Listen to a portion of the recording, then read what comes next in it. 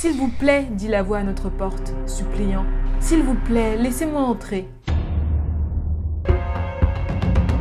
Let me out. Bonjour tout le monde, j'espère que vous allez tous très bien. Je vous retrouve aujourd'hui pour une nouvelle vidéo bien épicée comme vous les aimez. Mais avant, je tiens à vous faire un petit cadeau en vous présentant le sponsor du jour qui est June's Journey. June's Journey est clairement devenu mon ami parce que moi je suis une personne assez anxieuse et ce jeu mobile me permet de me focus de manière assez incroyable. Et puis surtout, il me permet de développer mon sens de l'observation, ça aide toujours. L'intrigue se passe en 1920 et le but du jeu c'est de résoudre un crime en collectant en fait des indices dans différentes scènes, différents décors. C'est super intéressant, le graphisme est génial, les couleurs sont super agréables. Moi ce que je fais généralement c'est que je désactive mes notifications à la fin de la journée et je me pose dans mon lit avec un petit thé et c'est vraiment du self-care June's Journey. Moi franchement je dis 10 sur 10. Vous pouvez télécharger le jeu gratuitement en cliquant dans le lien qui sera dans la barre d'infos. Allez-y, je vous encourage à le faire. Et puis nous, ce qu'on va faire aujourd'hui, c'est parler de quelque chose d'assez sombre et étrange. Donc prenez quelque chose à manger, quelque chose à boire, vous en aurez vraiment besoin. Et après la vidéo, vous pouvez jouer à June's Journey pour vous détendre un petit peu. On perd pas de temps, let's go to the video. Alors, je me promenais sur Reddit, vous savez que j'aime beaucoup Reddit. Je suis tombée sur un post publié il y a un an par un certain Zahiro86 qui m'a beaucoup intriguée au vu de son titre. J'ai commencé à traduire de vieux journaux intimes japonais et les événements qui y sont décrits sont plutôt effrayants. L'auteur est un étudiant, sûrement américain, mais qui au moment où il poste l'histoire vit au Japon pour étudier et puis aussi pour apprendre le japonais. Il explique qu'un ami à lui, japonais, lui a transmis donc de vieux journaux intimes et cet ami japonais les avait reçus lui-même de son oncle. Il précise aussi que le texte avait déjà été posté et que les modérateurs du forum ont décidé que c'était une histoire fictive et du coup qu'elle n'avait rien à faire sur le forum. Et puis l'auteur explique aussi que à la fin, il donnera des preuves de la véracité de cette histoire. Cette histoire m'a fait froid dans le dos, surtout si on considère que c'est une histoire vraie.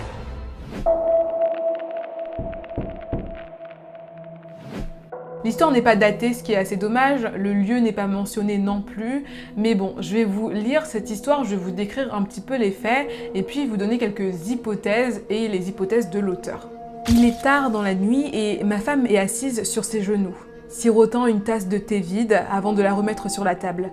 Elle répète ce geste sans cesse, les yeux vides, le regard errant sans but. Je suis assis en face d'elle, la tête sur les genoux, couchée contre le mur. Je ramasse une paille égarée sur le tatami, prenant la mesure du temps qui passe. Est-ce que ça viendra ce soir ? 3 fois en 7 jours. Le prêtre du temple nous a dit que cela durerait jusqu'à la nouvelle lune, que cela reviendrait de façon aléatoire, animé par les caprices d'un esprit dont personne ne connaît le nom. Je remarque enfin ma jeune femme et sa tasse de thé vide. Je me mets debout et traverse la pièce, posant brièvement une main sur son épaule en la croisant. La bouilloire à la main, je prends sa tasse. Elle résiste au début, puis ses yeux se focalisent sur mon visage. Toc toc, elle est là. Ah, on ne comprend pas ce qui se passe, on ne comprend pas l'angoisse qu'ils ressentent. Et finalement, à la fin, on a une réponse à ce qu'ils semblent appréhender, puisqu'on a des coups à la porte. Qui est-ce ? Je demande. Ce n'est pas une question. S'il vous plaît, monsieur, j'ai très froid. Laissez-moi entrer, s'il vous plaît. La voix est faible, innocente, la voix d'un enfant ou d'une jeune femme.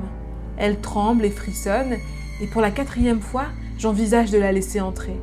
Non, je dis, vous ne pouvez pas entrer dans cette maison. Il y a une pause, les coups recommencent. Les coups augmentent en fréquence, ils augmentent en vitesse, ils augmentent en urgence.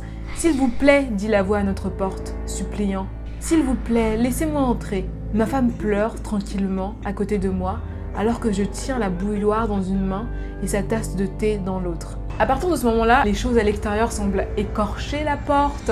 C'est traumatisant. Moi, je fuis par la fenêtre, je me barre. Et en fait, les voix se multiplient. La première voix qui était d'abord toute petite, toute innocente, elle prend en envergure. L'homme d'ailleurs écrit que ces voix sont trop réelles, trop grosses pour être imaginées, même dans le pire des cauchemars. Mais il semblerait qu'il y ait un moyen de faire partir ces choses, en leur disant tout simplement qu'elles ne sont pas les bienvenues. Et c'est ce que fait l'auteur de l'histoire. Vous n'êtes pas le bienvenu ici. Nous laissons le silence s'installer, je verse le thé à ma femme et je m'assieds à côté d'elle. Nous passons le reste de la nuit les épaules serrées l'une contre l'autre, nous nous contentons d'écouter. On comprend ensuite que l'auteur, que j'appellerai Akira, vit ces choses depuis un petit moment déjà et que la première fois que ces choses sont venues à sa porte, il était ivre et il leur a demandé de partir parce qu'il pensait que c'était des gens qui toquaient à sa porte, tout simplement. Terrifié avec sa femme, ils sont ensuite allés voir les prêtres du village en leur demandant de l'aide et puis ces prêtres leur ont dit « Écoutez, vous êtes la 3e famille à venir nous voir, on a essayé de se débarrasser de ces choses, on est déjà allé chez une autre famille et ils entendaient des choses que nous, malgré le fait que nous soyons dans la maison avec eux à ce moment-là, nous n'entendions absolument pas. Les prêtres leur disent aussi, tant que vous ne les invitez pas à rentrer, ils ne peuvent absolument rien vous faire. On est à environ 11 jours après la pleine lune, on comprend en fait que ce serait la pleine lune qui déclencherait ces apparitions, et donc l'auteur de l'histoire est un peu plus détendu, apparemment les visites se sont espacées, les visites de ces êtres, et il observe la lune avec sa femme. Puis quand il arrive dans son salon, il voit qu'il y a un vieillard assis à table. Et là, la situation devient très étrange puisqu'il ne connaît pas ce vieillard, sa femme ne le connaît pas non plus, et puis il a l'impression que la pièce n'est pas comme elle l'est d'habitude, que la table basse est trop basse, que les murs sont d'une couleur étrange, mais il s'assoit à la table et commence à parler avec le vieillard. Ce jour-là, ça toque aussi à la porte et il est terrifié, sa femme aussi est terrifiée. Le vieillard dit, avec une voix un peu malicieuse, « Bien sûr, vous pouvez entrer à l'intérieur. » Après ça, l'auteur fait un blackout. Et c'est tout ce dont je me souviens. Je me suis réveillée ce matin dans le temple. On m'a dit que ma femme était partie. On m'a dit que ma maison avait été détruite. Mais je les regarde et je leur dis, ma maison? Non, c'était la maison du vieux. J'arrive pas à comprendre cette partie, ça me stresse. Je vais devenir moine. Je vais me raser la tête. Et j'espère qu'elle sera aussi brillante et lisse que le moine que j'ai rencontré auparavant. Peut-être que je pourrai alors être un phare qui pourra conduire à la lumière la prochaine famille qui entendra frapper à sa porte. Ce journal m'aidera dans cette tâche. Il faut savoir que l'auteur a traduit un autre journal d'un autre moine, puisque cette personne, je pense, du coup est devenue moine, et que ce moine parlait non seulement du premier moine, mais aussi de ces événements étranges qui arrivaient dans ce temple-là. Si vous voulez que je fasse une partie 2, mettez un petit like à la vidéo, et puis dites-le moi dans les commentaires. Comme je vous l'ai dit plus tôt, Zahiro86 a dit donc au début de l'histoire, écoutez, j'ai des preuves irréfutables, comme ça vous verrez que cette histoire est totalement vraie. Ces preuves sont, je ne trouve pas irréfutables, puisqu'en gros ce qu'il disait finalement c'était que il avait parlé de cette histoire-là avec son ami en avait parlé à son oncle qui travaillait donc dans un temple, je pense même le temple en question dont on parle là dans l'histoire, et cet oncle apparemment était devenu tout pâle en entendant l'histoire, parce qu'il n'avait pas lu les journaux non plus. Et il aurait dit cet oncle, moi aussi je vis la même chose ici depuis quelque temps, j'entends des coups à ma porte, et heureusement je n'ai jamais ouvert. Et quand son neveu lui a demandé mais pourquoi tu n'as jamais ouvert la porte, l'oncle a répondu, c'est parce que je sentais que je ne devais pas le faire. Zahiro86 finit son récit par cette phrase. Je commence à croire que tout cela est bien réel, les gars. Ce qui est cool. Mais et si cela me mettait en danger? L'oncle de mon ami semble lui penser qu'il est en danger. Est-ce que je dois continuer ou est-ce que je dois laisser tomber? Alors moi, toute cette histoire me rappelle beaucoup une de mes anciennes vidéos sur les enfants aux yeux noirs. Parce que les enfants aux yeux noirs demandent l'autorisation avant de rentrer chez vous. Ils ne peuvent pas vous faire de mal ou entrer chez vous sans votre autorisation. Et plus généralement, ça me rappelle le concept des vampires. Les vampires, ce sont des êtres qui ne peuvent pas vous faire de mal si vous ne les laissez pas entrer chez vous. Est-ce que vous avez vu Twilight? Team Edward ou Team Jacob? Team Jacob, je crois. Franchement, Jacob, il était plus beau, désolé. Mais tout ça pour dire que, on dirait que ces êtres semblent être des formes de vampires.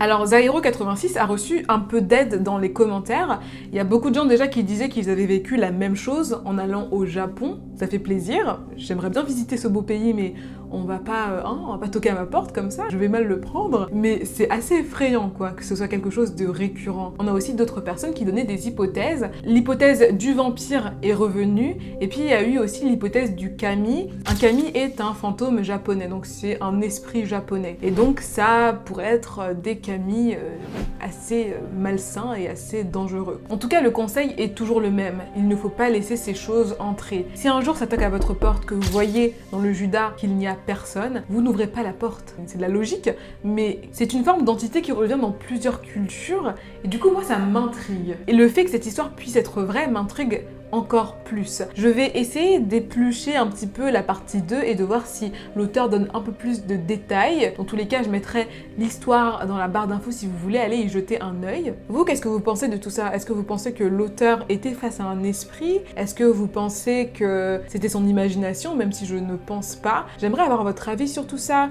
Est-ce que dans votre culture, ce genre d'esprit existe? Ce serait hyper intéressant de le savoir. Moi, je sais que dans la culture congolaise, c'est des sortes d'esprits qui existent. Ma mère me dit toujours, n'ouvre pas la porte le soir à qui que ce soit. Si ça toque, tu ne le fais pas. Donc voilà, moi j'aimerais bien avoir votre avis sur cette petite histoire avant que de plus grosses vidéos arrivent, parce que je la trouve bien épicée et bien intéressante.